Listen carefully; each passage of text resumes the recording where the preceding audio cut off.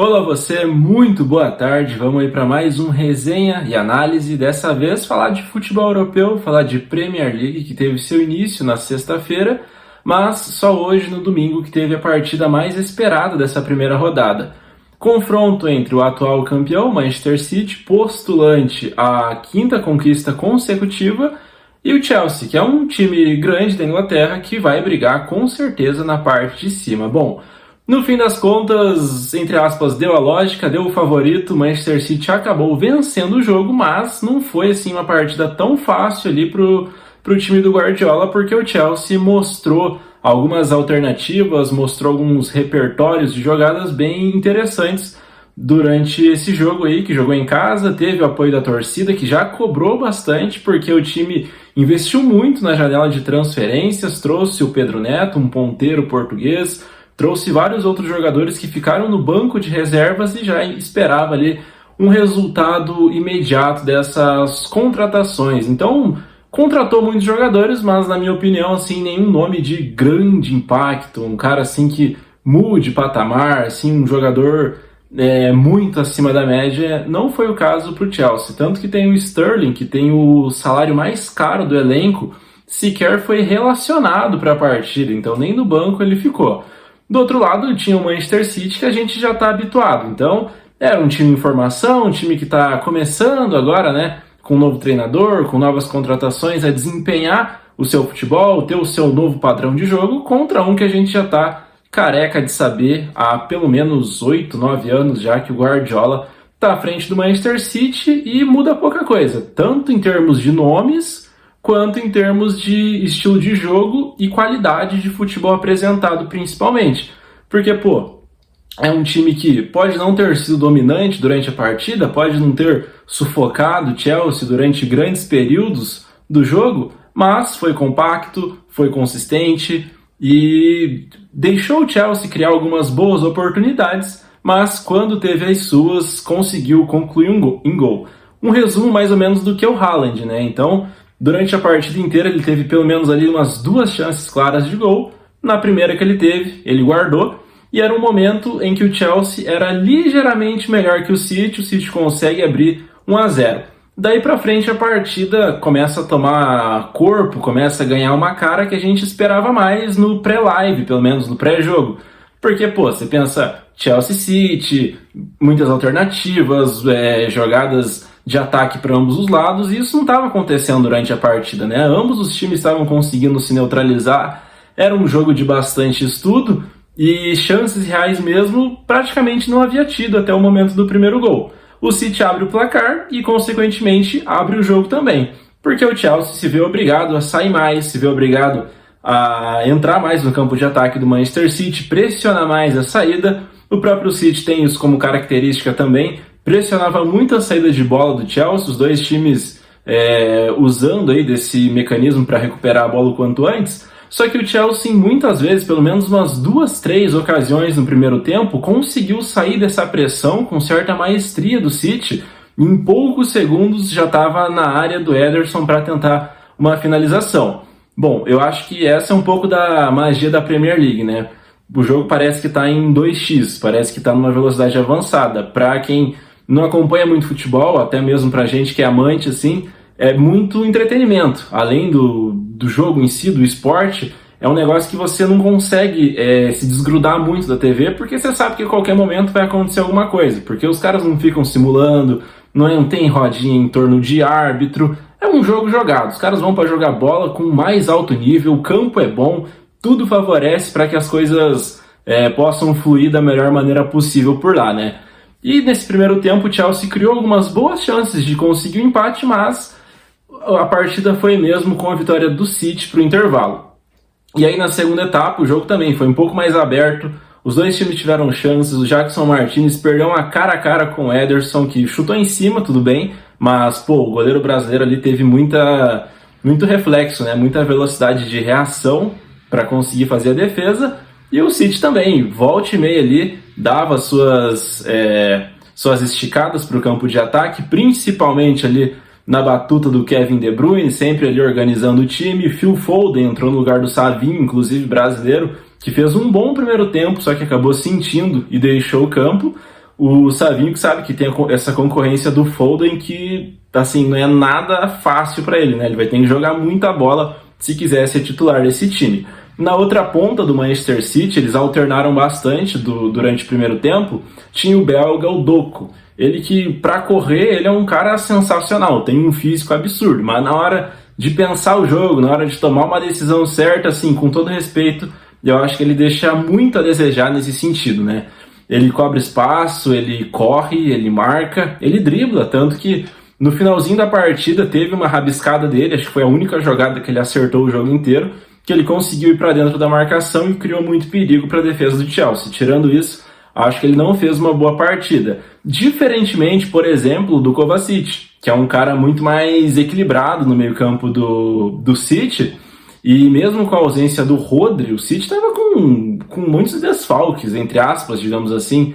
O Kyle Walker estava no banco, o Grealish, que para mim não é titular nem aqui nem na China desse time, mas é um bom jogador para compor elenco, estava de fora também. O próprio Rodri, que jogou até a final da Eurocopa, então teve mais férias que os outros, também não atua nessa partida. Ou seja, o Guardiola ele tem muito material humano de qualidade. E aí, já meio que para o final da partida, o jogo já estava se desenrolando para 1-0 ali, o Manchester City abafa uma saída de bola do Chelsea, vem um chutão para frente, no qual o Kovacic ele retoma a posse, dribla e bate de fora da área, faz a jogada completamente sozinho e marca o segundo gol. Gol para coroar, uma grande atuação dele, que é um cara muito constante durante a partida, né? Ele não para de correr, ele é muito inteligente, ele clareia a jogada, ele toma a bola também, teve muitos desarmes no primeiro tempo. Baita jogador, esse croata aí, que fez o segundo gol e trouxe essa tranquilidade. Bom, destaque individual acho que vai também para o Guardiola. O jogador que atua como lateral esquerdo, na realidade ele é zagueiro de origem, isso que me deixa muito impressionado com o futebol desse rapaz. Porque eu sinceramente não conhecia ele na Copa do Mundo, jogando pela Croácia, que daí enfrentou o Brasil, depois pegou a Argentina e tal. E ele, pra mim, que era um zagueiro, tem porte de zagueiro, é um baita de um zagueiro, tem tudo de zagueiro, só que o Guardiola improvisa ele na lateral esquerda. Então, além de jogar fora de posição, ele atua muito com a sua perna canhota, né? Porque, naturalmente, o lateral esquerdo tem que ser canhoto. E ele faz muito, ele domina, ele conduz, ele dá passe com a esquerda, sendo que ele é destro. Então, é um cara que teve que se adaptar a um novo lugar no campo, e, enfim, usa ali muito bem as ferramentas que ele tem. É um cara que tem uma certa habilidade, consegue chegar bem na frente e marca também muito bem. É um excelente marcador, o de Guardiola. Bom, a gente pode destacar também o Ederson, que apesar de ter falhado no primeiro tempo e ter soltado uma bola no pé do atacante do Chelsea, que fez o gol, só que estava impedido, conseguiu fazer boas defesas quando foi acionado e mostrou alguma segurança ali também. Essa é uma outra coisa que me chamou a atenção nessa partida, é que pro juiz da pênalti, mano, parece que você tem que arrancar a perna do adversário dentro da área, né? Senão ele não marca, cara, não adianta. Se for contato, se for ali... Teve uma reclamação do Chelsea no final da partida com o Kovacic, com uma bola que bate na mão dele, que aqui no Brasil muito provavelmente seria marcado o pênalti, o juiz mandou seguir. E outra coisa que me chama a atenção também nesse aspecto é que enquanto ele vai ver a decisão, enquanto o VAR está se comunicando com ele, ele fica ali, né?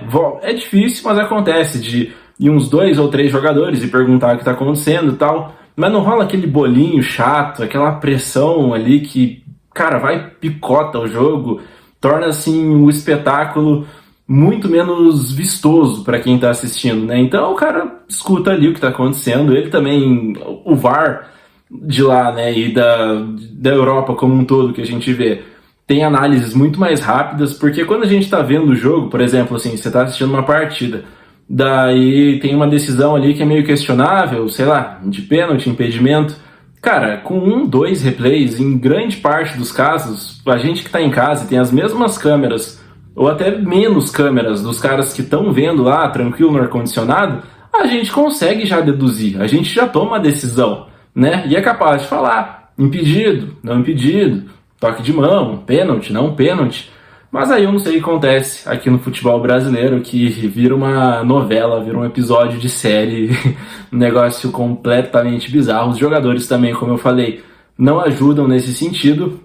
Então, assim, não é querer ficar pagando pau para as coisas de fora e tal, mas que, porra, para quem tá acompanhando ali, para quem tá consumindo, né, o produto futebol, é muito mais atraente você ter essa dinâmica, essa velocidade, né, decisões rápidas, tudo favorece, então a gente consegue assistir uma partida assim com tranquilidade. É 1h30 que passa muito rápido, assim como foi este Manchester City e Chelsea. Bom, destaque individual, quem que a gente pode mencionar nessa partida também? O Fofana, zagueiro do Chelsea, que foi uma contratação também para essa temporada, se mostrou bastante segurança, às vezes que saiu da área para ir caçar um atacante ou meia, não perdeu a viagem, teve que fazer falta, tomou cartão, mas faz parte do jogo.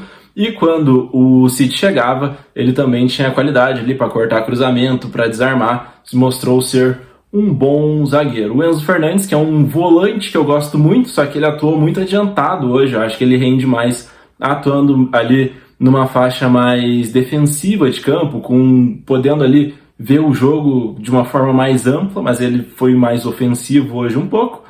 Do lado do City, pô, a gente já conhece os caras, né? Sabe do potencial. O De Bruyne não jogou aquela partidaça, assim, nível De Bruyne, né, pro tamanho dele, mas foi bem também.